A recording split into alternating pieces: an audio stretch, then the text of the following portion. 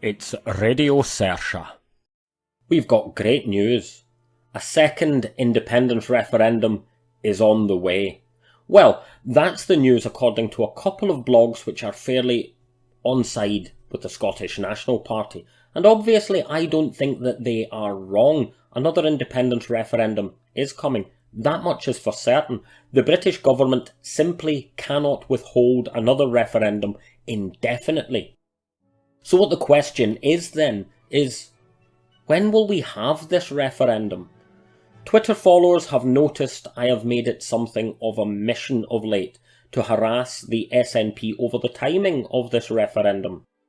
Naturally, the British government will want to stall and delay as much as it can until something happens that will switch the odds in its favour. We also have the added complexity of the Scottish National Party's desire for another referendum. Sturgeon will not want to hold this referendum until she can guarantee that she can win the kind of independence she wants, the famous transfer of power from one dominant class to another. So on the 16th of April, Believe in Scotland published an article making the bold statement that the Scottish National Party would deliver this referendum and that it would do it in this parliamentary term, citing Sturgeon's promise and the SNP's manifesto that we will have an independence referendum after the pandemic crisis. After recovery, the author says, "When we have got past the lockdown, the health crisis has passed and we can look to May 2022 as the first genuine opportunity, the date could be announced before Christmas, to give us a 6-month run-in." So according to Believe in Scotland, this window of opportunity will open this time next year, May 2022. The further claim is that this window will close and that the SNP will have delivered in less than 5 years from now. That is before the date of the next UK general election on the 2nd of May 2024. This is a relief, and if it's true, then we can expect another independence referendum in the next 3 years. This news that both the SNP and the Greens have pledged to hold another referendum in the next parliamentary term was heralded with much fanfare the day before this Believe in Scotland article appeared by Business for Scotland.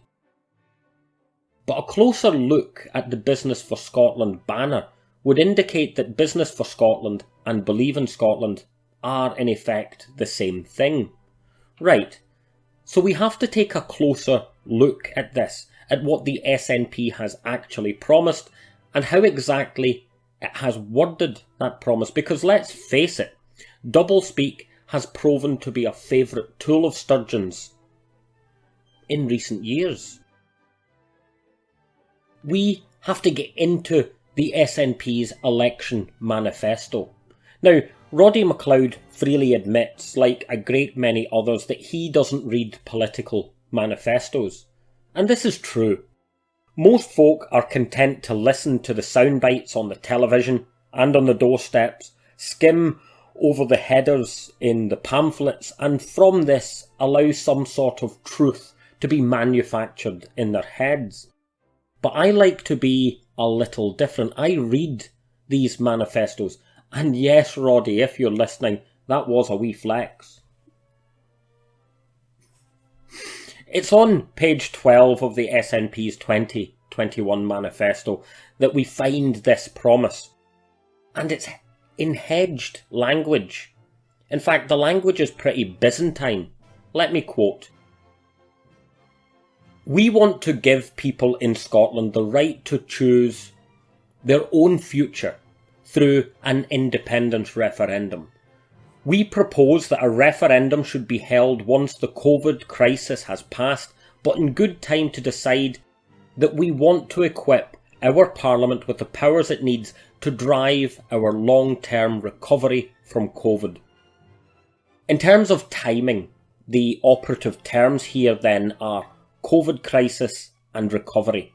You will note that in the Believe in Scotland piece, this was interpreted to mean when the health crisis has passed. But the SNP manifesto makes no mention of a health crisis. It's simply the COVID crisis. And this is what I mean by doublespeak. The language of COVID crisis and recovery has a deliberate surplus of meaning.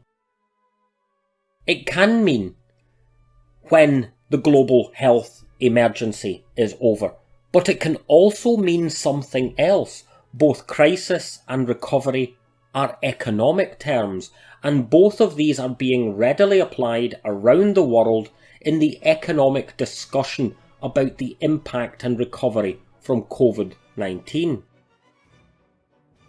Thus, when we read this promise from the Scottish National Party, it can read, "We will deliver another independence referendum when our economy has recovered from the effects of the economic downturn caused by the COVID global health crisis."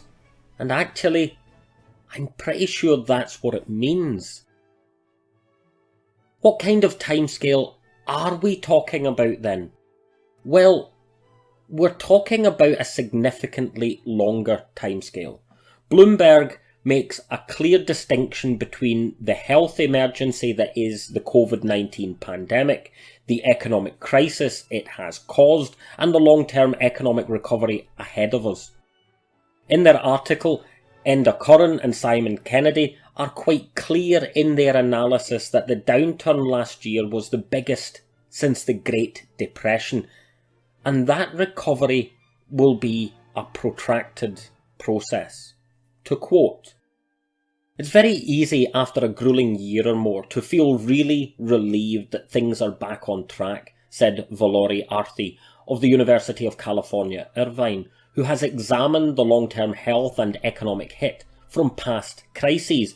But a lot of the effects that we see historically are often for decades and are not easily addressed. At the heart of this process of recovery is the concept of the V-shaped recovery, which is the best case scenario for a rapid economic comeback after a catastrophic dip in GDP. But even this is a long-term process requiring good government and careful economic decision-making, things Scotland simply doesn't have while it remains tied to the rest of the United Kingdom.